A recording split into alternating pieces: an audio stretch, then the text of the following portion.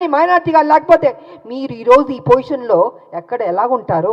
మీరు గతంలో ముఖ్యమంత్రి ఎలా అయ్యారండి? మీ దొరలు ఒక్కళ్ళే వేస్తారా? ఇంతమంది ఓటు వేయబట్టి మీరు ముఖ్యమంత్రి అయ్యారు, ఇంతమంది త్యాగం చేయబట్టి మీరు ముఖ్యమంత్రి అయ్యారు. అది గుర్తుపెట్టుకోండి దొరగారు. నిన్న వేయడం కాదు రాములమ్మ మీద, మీలా పిరికి బంధం నేను మాత్రం కాదు. గచ్చున్న మహిళని, త్యాగం చేసిన మహిళని, నా ఆస్తులు అమ్మి పెట్టారు తెలంగాణకి. ప్రతిరోజు మీరు నన్ను అవమానించారు, నాతో పని చేయించారు, నేను ఉద్యమాలు చేశాను. నా పార్టీ, నా తల్లి తెలంగాణ పార్టీ ఉంటే మీరు హింస పెట్టి ఆ రోజు జయశంకర్ గారిని నా దగ్గర పంపించి విలీనం చేయండి అని చెప్పింది మీరు కాదా?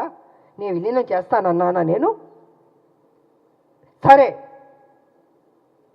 ఇద్దరూ తెలంగాణ కోసం కొట్లాడుతున్నప్పుడు వేరువేరుగా వెళ్ళకూడదని ఒక దీంతో పెద్ద మనసుతోటి నా పార్టీని నేను విలీనం చేయడం జరిగింది. అంతేగాని వేరే ఏదో ఆలోచనతో మాత్రం కాదు. ఎందుకు చెప్తున్నానంటే అసలు తెలంగాణకి విజయశాంతికి సంబంధమే లేదన్నట్టు మాట్లాడుతుంటే చాలా అసహ్యంగా కూడా ఉందండి. ఒక ఆడబిడ్డని మెచ్చుకోవడం నేర్చుకోండి. మీకు మెచ్చుకోవడం మనసు రాకపోతే నోరు మూసుకొని కూర్చోండి. అంతేగాని మీ ఇష్టం వచ్చినట్టు ఎందుకు ఇచ్చారంటే ఇచ్చారండి కాంగ్రెస్ ఒక ఎమ్మెల్సీ. ఆ ఎమ్మెల్సీ ఇచ్చినందుకు కూడా మీకు అంత బాధ వేస్తుంది బీజేపీకి, టీఆర్ఎస్ అంటే. మా రాజకీయ నాయకుల శత్రువులారా బంద్ చేయండి. మా ఉద్యమ నాయకులు మేము మిమ్మల్ని వదిలిపెట్టాం. మీరు చేసే మోసాల్ని తెలంగాణలో ఏ రకంగా మళ్ళీ మీరు ఎంటర్ అవ్వాలనుకుంటున్నారో ఇంకో విషయం కూడా నేను చెప్పదలుచుకున్నారు. బీజేపీ ఏం చేయబోతుందంటే నెక్స్ట్ స్టెప్, ఏ తెలంగాణ వ్యతిరేకించిన శక్తులు ఉన్నారో వాళ్ళందరినీ మొత్తం తిప్పబోతున్నారు తెలంగాణలో. మళ్ళీ బ్యాక్ టు స్క్వేర్ వన్ని తెలంగాణ తీసుకురాబోతున్నారంటే వాళ్ళ పెత్తనం ఉండాలి. వ్యతిరేకించిన శక్తుల్ని, తెలంగాణ ఉద్యమం నాయకులు ఉండకూడదు, తెలంగాణ ప్రజలకి ప్రాధాన్యత ఉండకూడదు, మళ్ళీ బాంచన్ని కాలు మొక్కుతాననే పరిస్థితికి బీజేపీ తీసుకురాబోతుంది. ఇది సత్యం, ఇది తెలుసుకోవాలి అందరూ. అందుకే ఎవరు ఉద్యమ నాయకులు ఉన్నారో వాళ్ళందరినీ తొక్కేద్దాం, వాళ్ళ నోటిని బంద్ చేద్దాం. వాళ్ళు కనపడకూడదు, వినపడకూడదు, మాట్లాడకూడదు. ఇదే కదా మాతో చేసింది మీరు. మీ పార్టీలో ఉంటే ఏం గౌరవాలు ఇచ్చారు? ఎందుకు మీ పార్టీలు బయటికి వెళ్ళాల్సి వచ్చింది? వాస్తవాలు ఇదండి. ఆ రోజు మీ బీజేపీలో కొంచెం వెనక్కి వెళ్దామండి. నేను మొన్న బీజేపీలో ఉన్నప్పుడు ఒక విషయం మీరు గుర్తుపెట్టుకోండి. కిరణ్ కుమార్ రెడ్డి గారు తెలంగాణను వ్యతిరేకించి ఆయన అసభ్యకరంగా మాట్లాడి తెలంగాణ ఉద్యమానికి నేను ఒక్క పైసా ఇవ్వను తెలంగాణకి, ఏం పీక్కుంటారో పీక్కోండి అన్నాడు కదా ఆయన.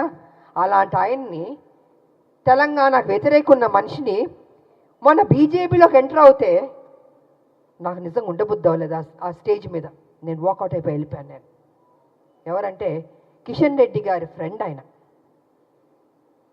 ఆ రోజు నుంచి బీజేపీకి నా మీద ఒక కక్ష.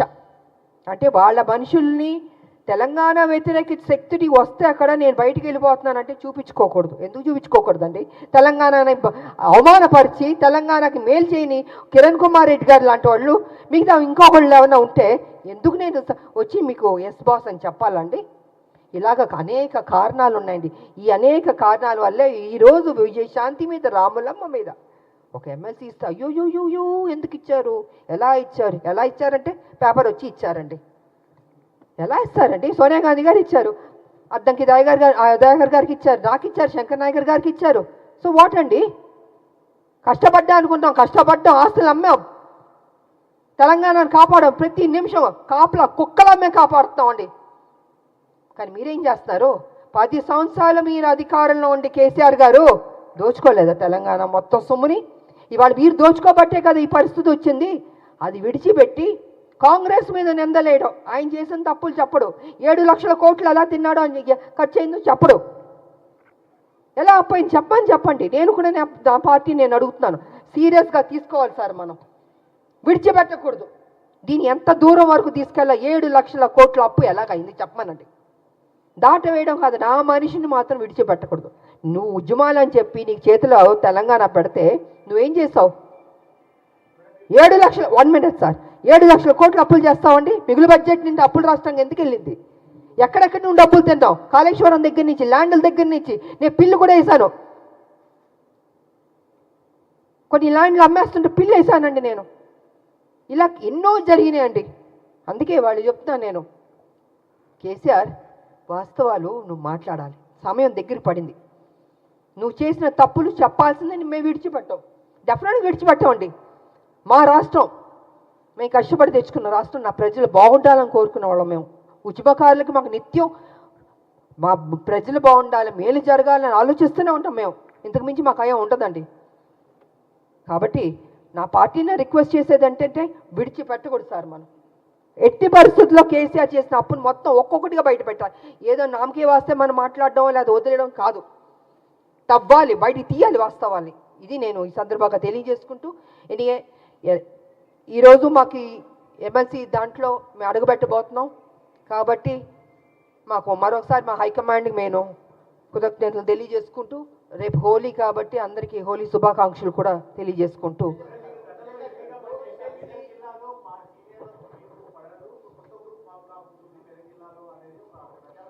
నేను చెప్పనండి. కేసీఆర్ గారు అక్కడ వాళ్ళ ఎంపీలు ఉన్నారు, వాళ్ళ ఎమ్మెల్యేలు కూడా కొంతమంది ఉన్నారు కదండి. ఇలాగే ప్రెస్లో చెప్పించే వాస్తవాల్ని కప్పిపుచ్చి అవాస్తవాల్ని ముందుకు తీసుకొస్తున్నాడండి కేసీఆర్. నాకు అక్కడ ఉన్న వాళ్ళకి ఎవరు పడలేదని మీకు ఎవరు చెప్పారు? మేము చెప్పానా? లేదా అక్కడున్న మా కాంగ్రెస్ వాళ్ళు ఏమన్నా చెప్పారా? ఎవరు చెప్పలే కదండి. ఇప్పుడు ఎమ్మెల్సీ ఇచ్చినందుకు కూడా ఏంటి అని ఆయన కదా స్ప్రెడ్ చేస్తున్నాడు. ఆయన కదా ఈ రకంగా మాట్లాడుతున్నాడని మీకు తెలీదా అండి? మీ మీడియా సోదరులకు తెలీదా? నేనేం పని చేశానని 1998 నుంచి నేను పనిచేసింది తెలీదా? 28 ఏళ్ళు ఎలాగా పనిచేశానండి? పార్లమెంట్లో కొట్లాడిని తెలీదా? ప్రజలకు తెలీదా? మనం నా నోరు మీరు మూయొచ్చు, మీ నోరు నేను మూయొచ్చు, కానీ ప్రజలు చూస్తున్నారు కదా. ప్రజలకు తెలీదా రామలమ్మ ఏ రకంగా కష్టపడిందని? వాట్ ఈస్ దిస్ అండి?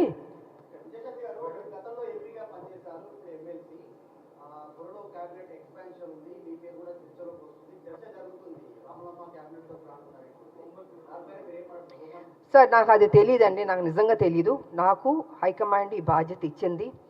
మా ముఖ్యమంత్రి గారు కావచ్చు, మహేష్ కుమార్ గౌడ్ గారు కావచ్చు, ఇంతమంది ఎంతో ఆప్యాయతగా నన్ను పార్టీలో ఆహ్వానించారు, నాకు ఈ బాధ్యత ఇచ్చారు. డెఫినెట్గా నేను పనిచేయడం అండి. ఇన్ని సంవత్సరాలు నేను పనిచేస్తూనే ఉన్నాను తెలంగాణకి. ఇది ఒక బాధ్యత, ఇది ఒక నాకు ఉద్యోగం అనుకుంటున్నానండి. వేరే ఇంక నేనేం అనుకోవట్లేదు. ఈ ఉద్యోగానికి ప్రతిపక్షాలను నోర్లు ముయించాలి, వాళ్ళు చేసిన తప్పుల్ని ప్రజలకు తెలియజేయాలి, ఏ రకంగా లూటీ చేశారో అది బట్టబయలు చేయాలన్నదే నేను కోరుకుంటున్నాను. అంతకంటే నా మైండ్లో ఏమీ లేదు అసలు. నా మైండ్లో ఏ ఆలోచన లేదు అసలు. ఇది కూడా ఆలోచన లేదు. అన్నీ ఒక్కొక్క బ్రేకింగ్ న్యూస్లు వస్తుంటే నేనే చూస్తూ ఉన్నాను, మీతో పాటు నేను చూస్తున్నాను. నేను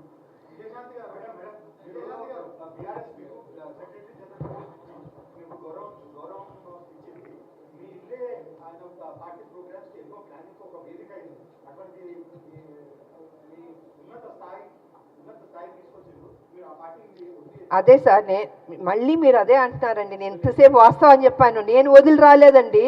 కాంగ్రెస్ తెలంగాణ ఇస్తున్నాం అని చెప్పగానే అదే రోజు రాత్రి 12ంటికి నన్ను సస్పెండ్ చేశాడు. కారణమే లేదు. ఆయన అడగండి, ఎందుకు చేశారు మీరు? రాములమ్మని కష్టపడింది కదా, బై ఎలక్షన్స్ కష్టపడింది, కొట్లాడింది. నీ పార్టీ డౌన్ అయిపోతుంటే మరి 2009 ముందు తీసుకుని చేర్చుకున్నావు కదా రాములమ్మని. నా సొంత పార్టీ ఉంది అప్పటికి. పార్లమెంట్లో నువ్వు లేవు కదా, పారిపోయావు కదా హౌస్ నుంచి. మరి నేను కదండి ఉన్నాను చివరిదాకా బిల్లు పాస్ అయ్యే వరకు. మరి మాట్లాడండి మీరు మీడియా సోదరులు. నన్ను ప్రతిదీ అడుగుతుంటే నేనేం చెప్పనండి. మీకు వాస్తవం తెలుసని నాకు తెలుసు. So please try to ask him అండి. 10వ చెల్లెలు కడుపులో పెట్టుకుంటాను, నెత్తి మీద పెట్టుకుంటాను, తీసి కాళ్ళలో పడేశాడు.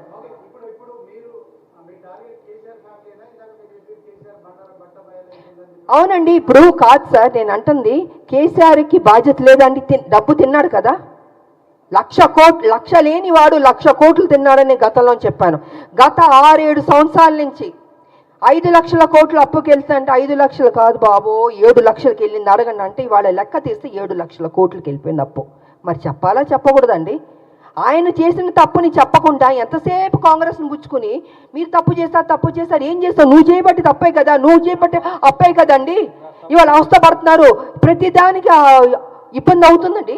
జీతాలు ఇవ్వనా ఇబ్బంది, స్కీమ్స్కి ఇవ్వాల డబ్బులు ఇవ్వాలన్న ఇబ్బంది, ఎన్ని ఇబ్బందులు ఉన్నాయని బికాస్ కేసీఆర్ వల్లది. అదే చెప్తా. ఒక్క నిమిషం సార్, అలాంటి వ్యక్తిని నువ్వు సమాధానం చెప్పాలి. విడిచిపెట్టవు.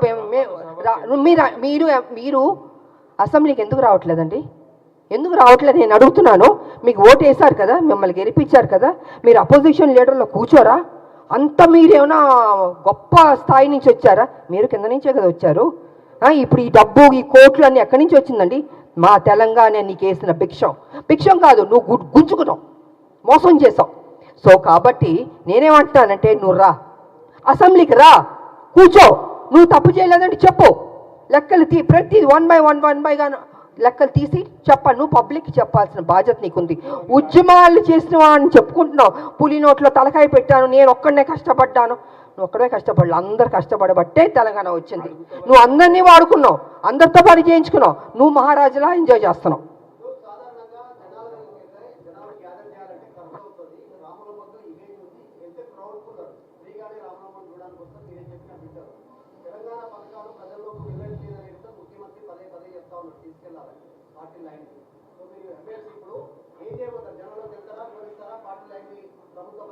ఏమండి కాదండి, ఇన్ని సంవత్సరాల నుంచి మేము ప్రజల్లోనే ఉన్నామండి. కేసీఆర్ లాగా ఏసీ రూమ్లో పడుకోలేదు, కింద నుంచే మేము వచ్చాం, అరెస్టులు అయ్యాం, జైల్లో కూర్చున్నాం, ఆస్తులు అమ్మాం.